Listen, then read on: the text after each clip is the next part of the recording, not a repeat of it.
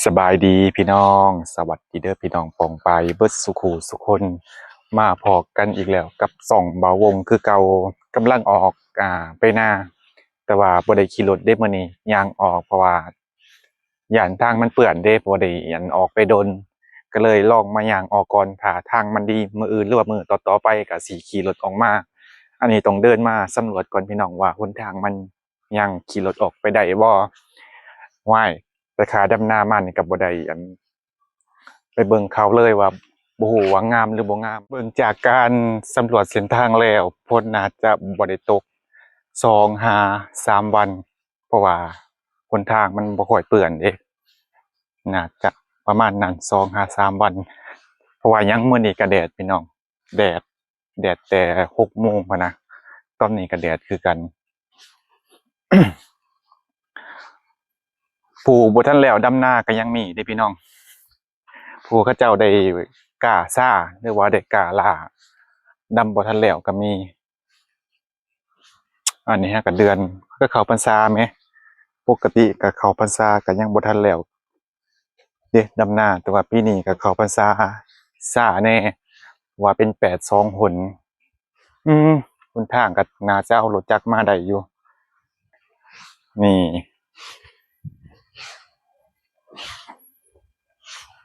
คิดว่าฝนสิตกจะคืออันทางอันบ้านยาบ่วง ทางบ้านนั่นแกงโดนหรือว่าบ้านยาปะวงนี่ตกคู่มือพี่น้อง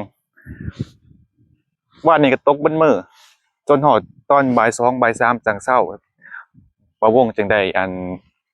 ขี่รถออกมาจากบ้านโอ้บรรยากาศดีอืมอันนี้เป็นหน้าเขาเจ้าที่บริเหตุป่า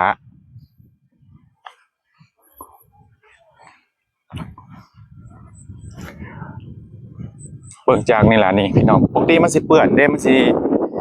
ไปบ่เป็นเพราะฝนตกลิ้นแต่ว่านี่เบิ่งทรงครับสิบ่ได้ตกหลายวันละโอเคใครแน่ซะนะน่าจะเอารถมาได้อยู่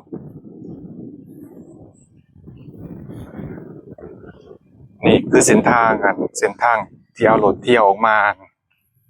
นะ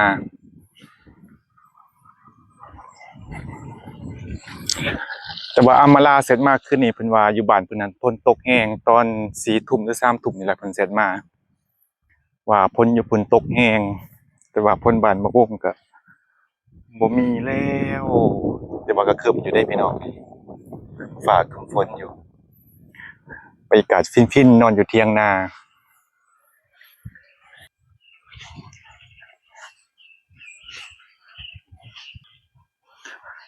คือหน้าทงนี่ก็ยังดำบ่ทันแล้วนี่หรือว่ากาบ่พอหรือว่าจังใดนี่หน้าเพิ่นลายเด้พี่น้องพี่แม่นเบิดเลยโอ้โหอันเขียวๆน่ะแม่นเบิดเลยพี่น้องพูนเพิ่นฮอดเถียงนาก็เป็นญาติของบ่วงเป็นญาติห่างๆเด้นี่พูนฮอดต้นตาลพู้นพี่น้องนี่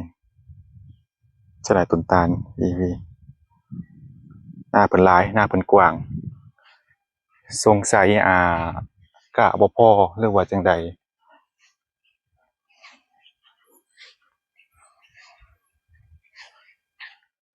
ว่ามึงสิไปเกาหลีบ่ทันได้ไปบ่ไปดอกเปลี่ยนใจแล้วคนหลายใจ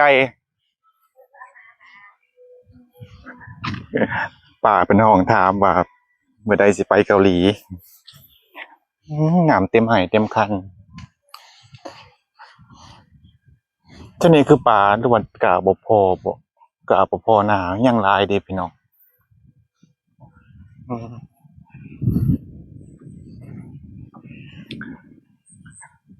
อันนี้จะเป็นหน้าของอันหน้าพี่น้องบ่วงนี่แหละนี่หน้าป่าสรุปการพี่น้องเบิดบ้านนั่นล่ะ อยู่ไสก็มีอยู่ไสก็มีแต่พี่น้องเนาะบ่วงว่าซั่นก็เป็นพี่น้องห่างๆอันพี่น้องห่างๆพี่น้อง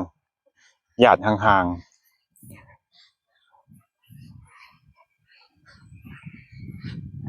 อุ้ยสะออนน้ำหลายคักหลายแน่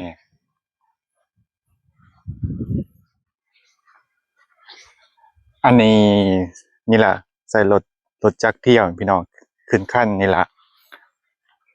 รถจักรหรือว่ารถมอเตอร์ไซค์นี่ละเที่ยวขั้นนี่ละพี่น้องนี่เที่ยวไปนี่คอยเที่ยวไปหรือว่าไต่ไป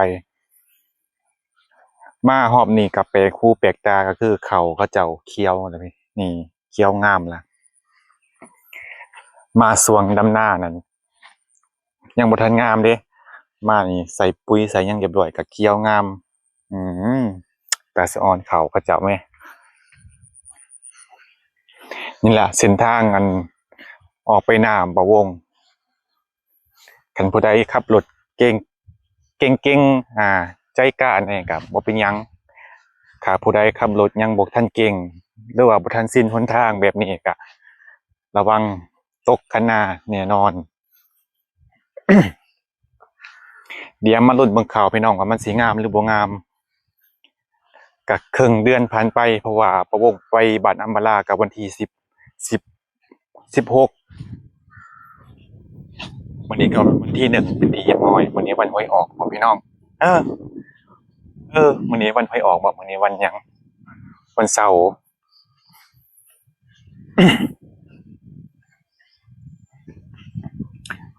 จะแม่นเขาเจ้าดูเห็ดไหมอันนี้จะเป็นเดินได้นี่เขาเจ้าเห็ดเป็นไหนาหรือว่าบ้านบ่าวงเอิ้นว่าหน้าซาวก็คือหน้าอันมาบุกใหม่เฮ็ดใหม่พี่น้องหน้าเบิกใหม่เอิ้นว่าหน้าซาว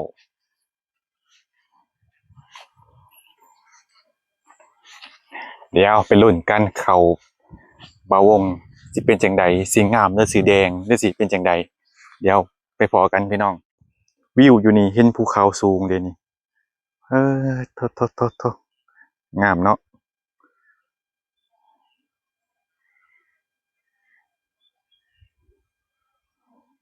บรรยากาศดีพี่น้อง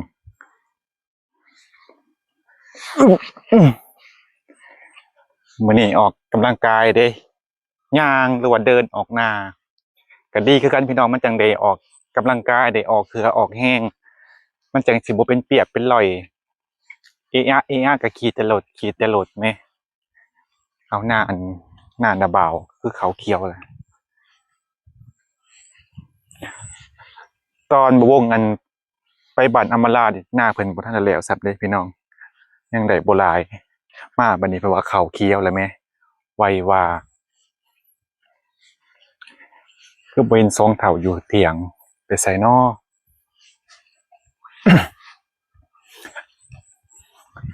นำอยู่เที่ยงอันบ่นำอยู่เที่ยงนำอยู่น้องหรือว่าอยู่พายนี่ก็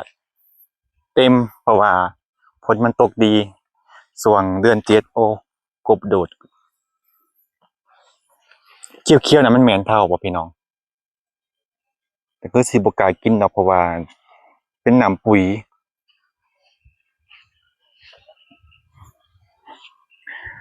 มี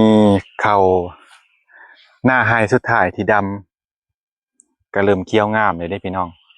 เออมีลุ้นว่าปีนี้เขาวสิงามหรือว่าจั่งใด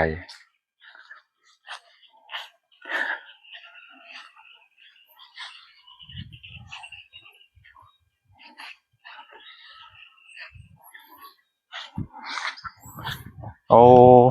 สะออนบักหอมปลอมแหมอยู่ลาวเพิ่นว่าบักหอมปลอมอยู่ไทยเพิ่นว่าผักชีนี่พี่น้องผักชี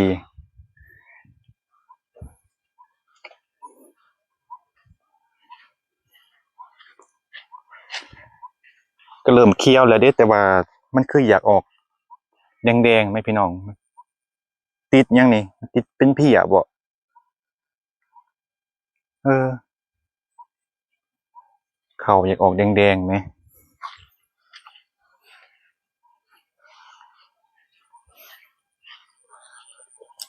หญ้าก็เริ่มอันโป่งลายแล้ว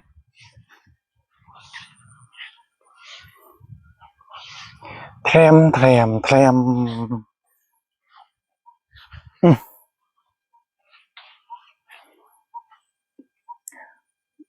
มันอยากออกปลายแดงๆมันติดพี่อ่ะบ่พี่น้องมันคือเป็นจังซี่คือบ่ค่อยงามหึ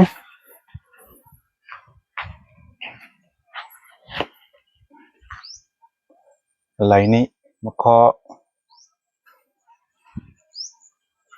อืมสิว่างามกับบ่งามไหมเข้าครึ่งเดือนพี่น้องบ่ฮอดเดือนเด้เข้าหาก็ครึ่งเดือนคันบ่งามก็ใส่ปุ๋ยหว่านปุ๋ยลงไป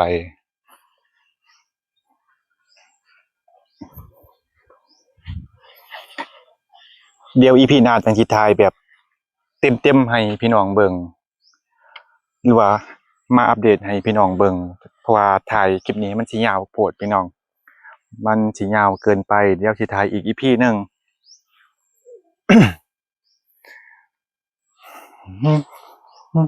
แต่ว่าเขาอันไทยนี่มันงามอยู่แล้วนี่อันนี้กับบ่ค่อยงามแหม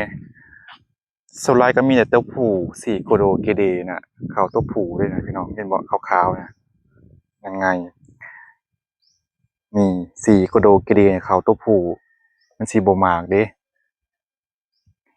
เขาตัวผู้ก็คือคล้ายๆคือคล้ายๆคือกันกับหมากคูงต้นผู้นั่นแหละพี่น้องมันมีดอกแต่มันบ่มากอันนี้มันบ่ดอกเลยแต่มันบ่มาก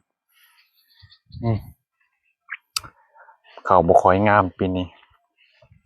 ปกตินะไฮนี่สิงามกว่าหมู่นี่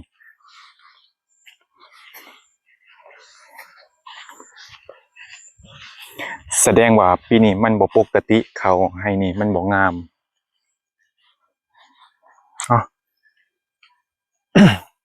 เดี๋ยวมาลุ้นกันพี่น้องกันผ่านไปอีกเดือนหนึ่งว่าสิเป็นจังใดเพราะว่าตอนนี้มันก็ห่างกับครึ่งเดือนเด้อันนี้คือเข้าครึ่งเดือนแต่ว่าหวานปุ๋ยหวานหยังเป็นที่เรียบร้อยแล้วพี่น้องมื้อนี้ก็สิมานอนอยู่เถียงนาพี่ล่ะเออกระชื่นใจพี่น้องปวดแอวอันย่อเข่าเมื่อวานนี้เดี๋ยว EP หน้าสิพาพี่น้องมาเลาะเบิ่งเขาแต่ละไห้ว่าเป็นจังใดพี่น้องเพราะว่า EP นี้ค่ะมันกันที่ท้ายเลยมันก็สิยาวเกินไปพี่น้อง โอเคพี่น้องมาฮอดนี้บ่าววงสิได้จบคลิปไว้เพียงเท่านี้สุดท้ายนี้บ่าววงต้องขอบคุณขอบใจ FC หลายๆที่เข้ามาติดตามที่เข้ามาคอมเมนต์กดไลค์กดแชร์เข้ามาเป็นกำลังใจให้บ่าววงเดี๋ยวพอกันใหม่ EP หน้าพี่น้องสบายดีนี่คือคนโสมแท้เนาะ